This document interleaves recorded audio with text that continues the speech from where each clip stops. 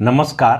आपका अखबार के YouTube चैनल पर आपका स्वागत है। मैं हूं प्रदीप सिंह। उत्तर प्रदेश के मुख्यमंत्री योगी आदित्यनाथ ने एक नया विमर्श खड़ा कर दिया है और वो विमर्श इस तरह से खड़ा कर दिया है जिसके बड़े दूरगामी परिणाम होने वाले हैं।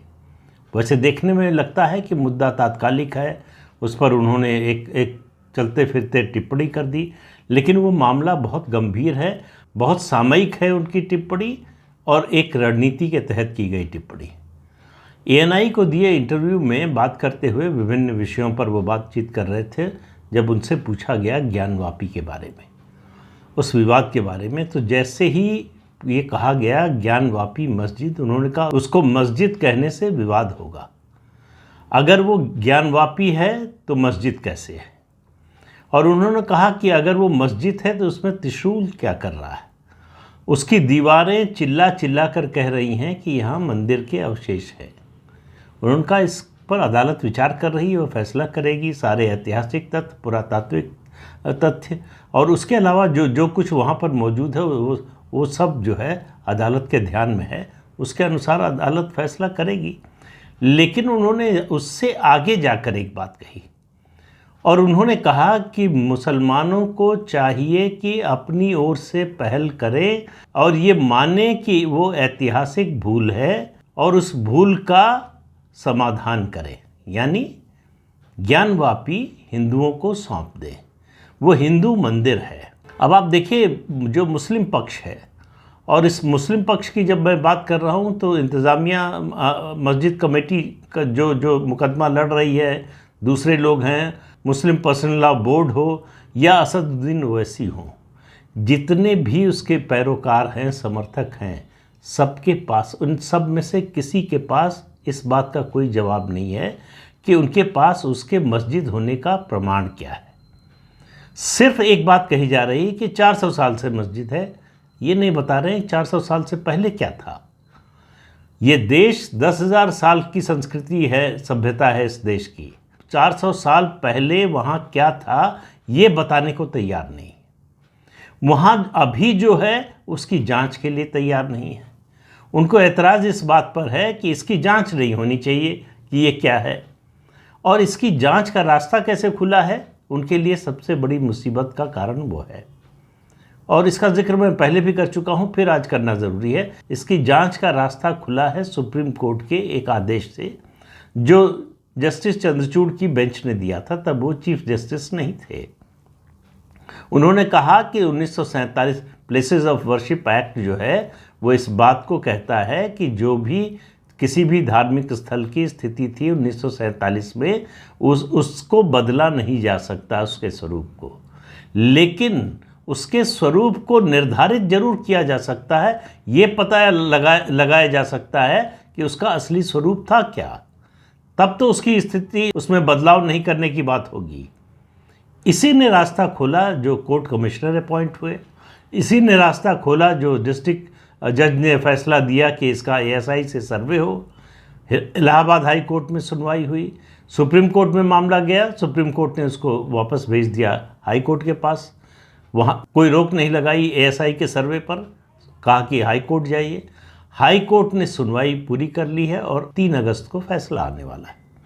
उससे पहले उत्तर प्रदेश के मुख्यमंत्री का ये बयान आया है। अब इस बयान के कई मायने हैं। एक ये है, ये याद दिलाने की कोशिश कि विश्व हिंदू परिषद ने जब आंदोलन शुरू किया था अयोध्या का, तब उन्होंने कहा था अयोध्या, काशी और मथुरा, मुस्लिम समाज ये 3 स्थान जो है हिंदुओं को सौंप दे, उसके बाद किसी और स्थान की बात नहीं होगी। मुसलमानों ने इसको रिजेक्ट कर दिया, कहा कि किसी हालत में नहीं, किसी कीमत पर नहीं। उस समय विश्व हिंदू परिषद का नारा लगता था अयोध्या तो झांकी है, काशी मथुरा बाकी है। लेकिन अयोध्या पर सुप्रीम कोर्ट के फैसले के बाद विश्व हिंदू परिषद ने कहा कि अब वो किसी और स्थान के लिए आंदोलन नहीं करेंगे। लेकिन आंदोलन भले न हो, जिस विधि से, जिस तरीके से अयोध्या में राम मंदिर के निर्माण का रास्ता प्रशस्त हुआ, यानी अदालत के फैसले से, अदालत के फैसले के जरिए ही हिंदू पक्ष काशी और मथुरा को भी लेना चाहता है। 1993 तक जिस तरह से ज्ञानवापी में श्रृंगार गौरी की पूजा होती थी, उसको मुलायम सिंह यादव की सरकार ने बंद कर दिया। उसके विरुद्ध 5 महिलाएं अदालत में गई और उसके बाद फिर जब जो कोर्ट कमिश्नर का सर्वे हुआ उसमें निकल कर आया कि उसमें तो सारे चिन्ह जो मौजूद हैं वो मंदिर के हैं। तो मंदिर के भग्नावशेष पर ही ये मस्जिद खड़ी की गई। क्यों?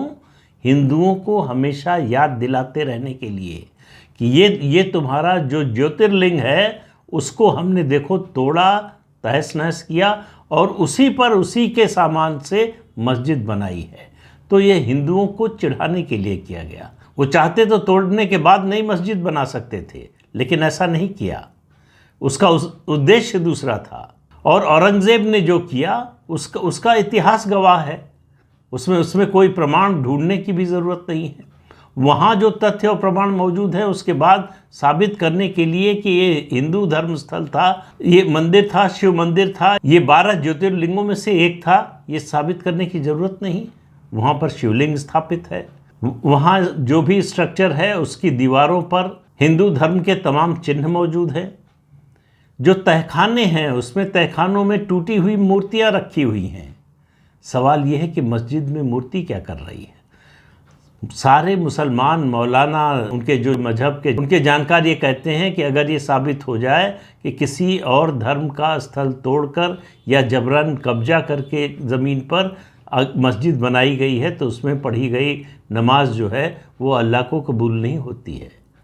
लेकिन जो दशकों से, बल्कि कहें शताब्दियों से, 400 साल से उस मस्जिद में नमाज पढ़ने जाते थे, उन्होंने अगर आंखें बंद करके अंदर जाना और आंखें बंद करके बाहर आने का काम नहीं किया है, खुली आंखों से गए हैं, तो उन सबको दिखाई दिया होगा कि ये दरअसल मंदिर है। मंदिर के ही अवशेष पर ये मस्जिद खड़ी की गई है जिसमें पढ़ी गई नमाज उन्हीं के मुताबिक, उनके मज़हब के मुताबिक वो नमाज कबूल नहीं हो सकती। लेकिन इसके बावजूद हठधर्मी योगी जी का जो बयान आया है, उन्होंने कहा मुसलमानों की ओर से ये प्रस्ताव आना चाहिए कि ये ऐतिहासिक गलती हुई, उसका समाधान होना चाहिए। तो उन्होंने मुस्लिम समुदाय को एक फेस सेविंग दी है कि निकलना चाहो तो इसके ज़रिए निकल जाओ। मान लो कि ऐतिहासिक गलती हुई, ये औरंगज़ेब ने किया था, उसका कुकृत्य था और उसके कारण ये मंदिर को तोड़कर मस्जिद बनाई गई थी, इसलिए इसको छोड़ दो। लेकिन मुस्लिम पक्ष इसको मानेगा, इसकी कोई उम्मीद नहीं है। अब सवाल ये है कि क्यों? ये मामला केवल मुस्लिम पक्ष के लिए ज्ञानवापी का नहीं है, उससे आगे का मामला है।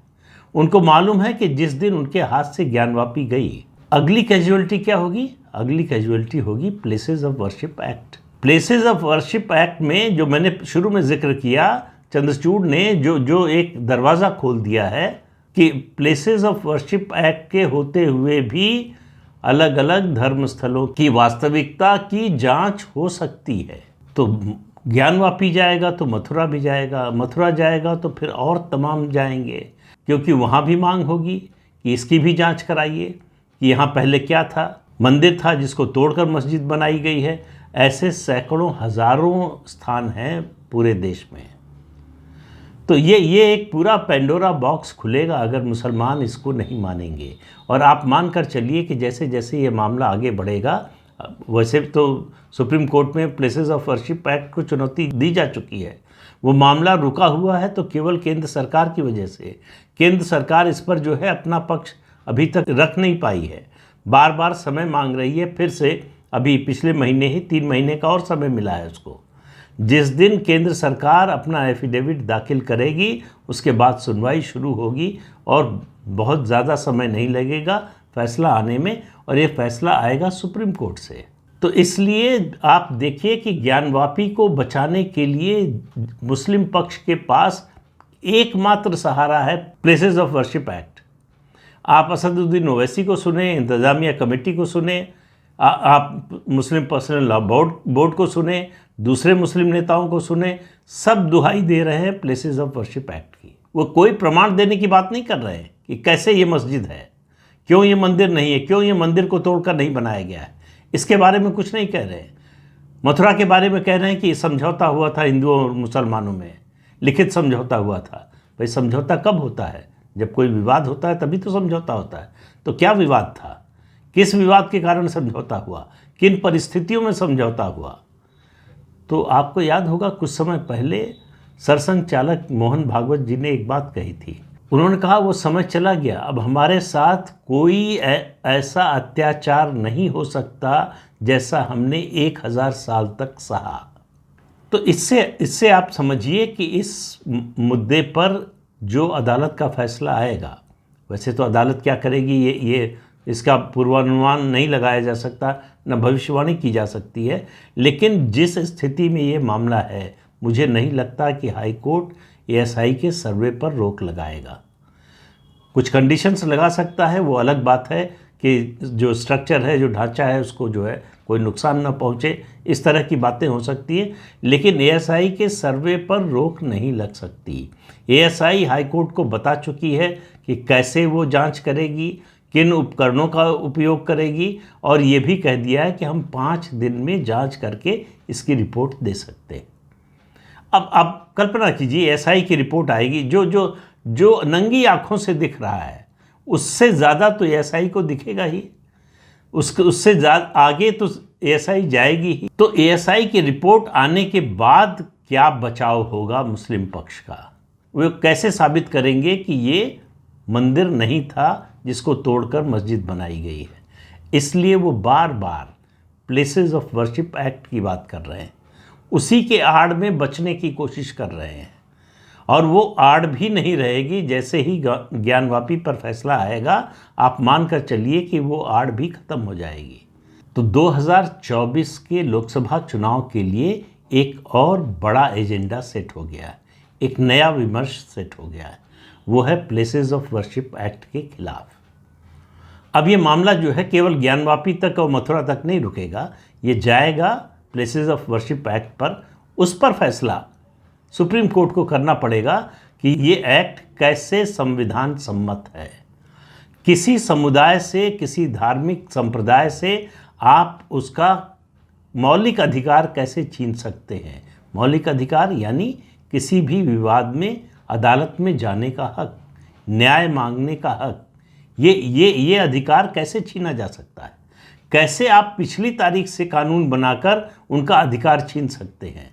कैसे भविष्य के सारे मामलों को, विवादों को आप बंद कर सकते हैं, आप उनका रास्ता बंद कर सकते हैं एक कानून बनाकर जो संविधान सम्मत दिखाई नहीं देता?